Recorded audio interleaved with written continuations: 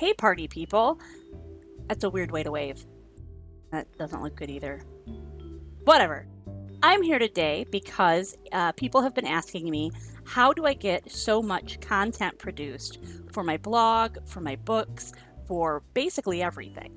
And the way that I do it is with my bullet journal, or a total bastardization of the bullet journal concept. If you're unfamiliar with a bullet journal, you can Google bullet journal and you'll find Ryder Carroll's website where he talks about this really easy process for organizing your life.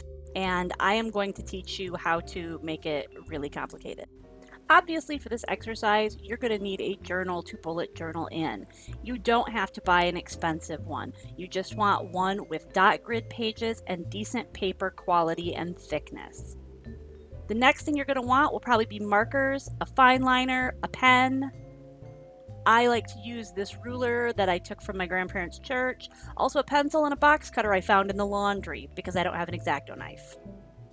I also like to use washi tape. This is optional. I just like to be fancy and complicated.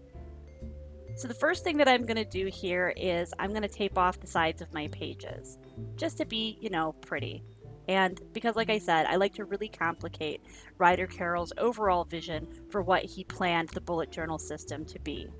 I'll turn to the next page and do the other side facing page. So you've got one page with tape, and then that page is in between, because I'm going to do something fun with it. Next up, I'm going to count off the dots that I have left on the page because I want to be able to fit 6 days on this page and 1 day on the middle untaped page. And so I count them off so that I can divide that number up evenly or as evenly as I can.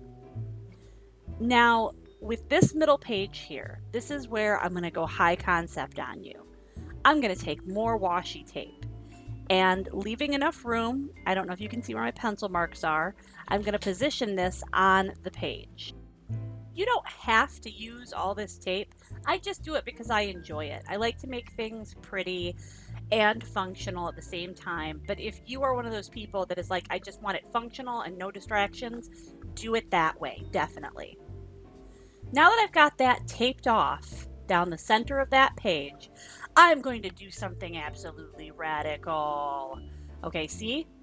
Now what I'm going to do is I'm going to take something that nobody needs or could ever be useful, the LL Bean catalog, because it came to me in the mail. Apparently, this company feels like I'm the kind of person who does the things they're depicting in their ads, like going outdoors and smiling.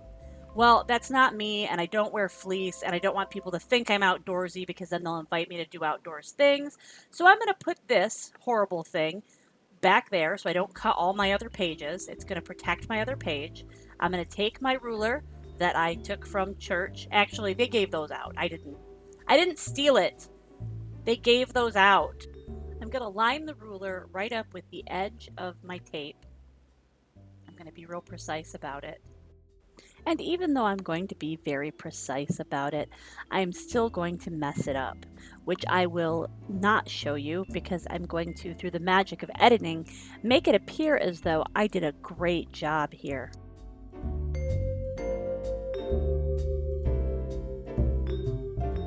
Voila! Look at that.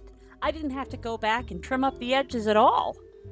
So on the other side here, I'm going to put the mangled LL Bean catalog back because it's going to make it easier to put the tape border on the other side without getting it stuck to the other page and then having unattractive things happen. I want everything unattractive to happen to the LL Bean catalog. So I will use it while I washi tape the side here.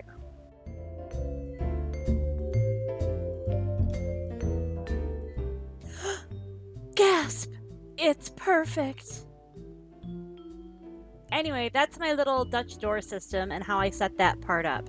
This is not the part that's going to be helpful to you unless you were wondering how to set it up exactly the same way I set it up. This is very easy and could be done on definitely just 2 pages or more than 1 page, I guess. I guess this technically is more than 1 page. This is 2 pages, and you could do it different. Don't follow what I don't idolize me. I am not a hero.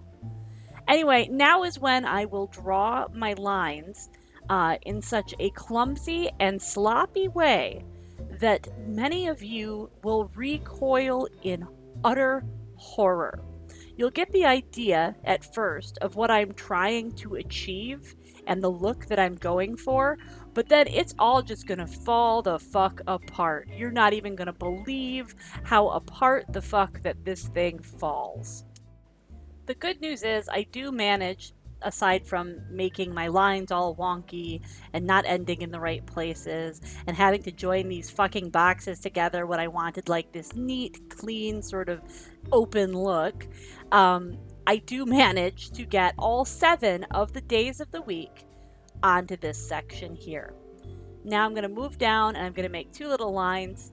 I'll show you what that section is for in a while. Over here, I'm going to make 3 more sections. I didn't measure these out or count them at all. At this point, I was kind of like, yippee-ki-yay, motherfucker. I already screwed up this whole other side here. I'm going to make another section here. And then over on this side, I am going to mark out 5 boxes of equal, they might be equal when I'm finished with them. They might be all messed up. Who knows? Because I was doing this on camera, so you're in the jungle, baby. That's how it's going to be. Now, when I get done with this little section here and making all of these boxes, I'm going to go and I am going to erase my pencil marks. Then I'm going to take my markers and make a little color because I like a little color. Like I said, I like to sometimes make it fancy. This is totally optional. Don't let this overwhelm you. I'm then going to go in on each of the days, and I'm just going to write down the day and the date the way that you would in a normal planner. Actually, in a normal planner, the day and the date would be there already. I just like to complicate things for myself and waste my time. This section down here, I'm going to label my calls list, and then like calls and mail. These are the 2 things that I struggle the most with, so they need their own separate section. The 3 sections on the back of the Dutch door are going to be places where I keep track of my goals. How much I ran, how many words I wrote, and how much self-care I did.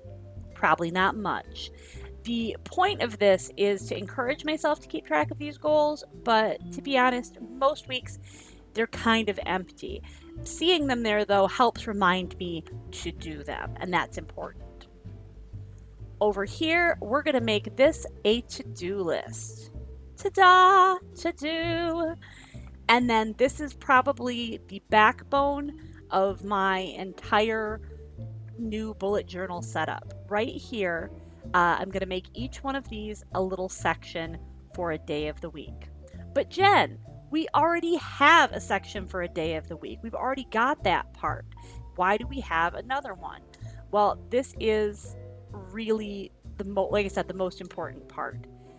This is where I'm going to put all of the things that have to be done around the house or things that have a deadline administrative wise, like this bill gets paid on this day or this day I need to be at this place, etc. For example, I know that on Friday I will be going up to Mackinac Island to run the Mackinac 8 Mile. So on Friday, I'm going to write that I'm leaving for Mackinac. If you're interested in what pen I'm using, that is a Pilot, I believe a Pilot Metropolitan. Some people are big pen nerds and they always want to know. So there, on Friday, I'll write leave for Mackinac, which is spelled with a C and not a W. Then Saturday is my race. I will put that down. And then on Sunday, I'll write, okay, this is when we come home. And this is also when my daughter auditions for Into the Woods. If you notice some horrible bruises and scratches on my arm here, it's because I have a new puppy. So what I'm going to do with this side, this is my entire work week. I'm going to separate out everything that I'm going to work on. And this is how I schedule my time now. In the past, every day I would do a little bit of everything, a little blogging, a little writing, a little Patreon, and nothing was getting done. So now I have a day that's completely devoted to the blog. I'll have a day that is completely devoted just to writing and which projects I'm going to write on. I'll usually put that underneath. So Tuesday's my writing day. Wednesday is this week my YouTube and my Patreon day, although I did cheat and do this video on Tuesday because I had some extra time. And then Thursday, I'll make that another writing day. And I won't put anything for Friday because I will be in the car going up to Mackinac Island. But usually I would make that maybe another writing day or something like that.